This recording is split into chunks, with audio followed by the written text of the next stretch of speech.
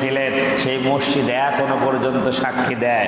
মুসা আলাইহিস সালাম তিনি মানুষদেরকে সাথে করে নিয়ে এই রকম সলাতুল ইস্তিসকার নামাজ পড়া শেষ হলো, কিন্তু রোদের হিট যা তার থেকে আরো হিট বেড়ে গেল, মানে রোদের সেই তাপমাত্রা আরো বেড়ে গেল।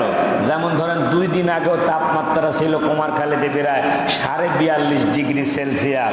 মনে হচ্ছে যেন ওই পেঁয়াজগুলা ওই যে আপনার পিচ ঢালাই দিয়েছে ওইগুলো উঠে মানুষের জুতা স্যান্ডেলের সাথে বাড়ি চলে যাচ্ছে, কথা কন ঠিক কিনা?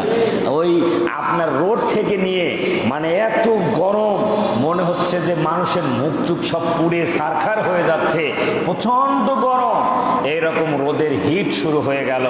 তাই আল্লাহর নবী মুসা তখন বললেন, হে আল্লাহ, নামাজ পড়লাম রোদের হিট কমার জন্যে, কিন্তু আমরা তো দেখতে পাচ্ছি যে নামাজ পড়ার পরে হিট আরো বাইরে গেল, তাহলে কি হলো আল্লাহ, আপনি আমাদের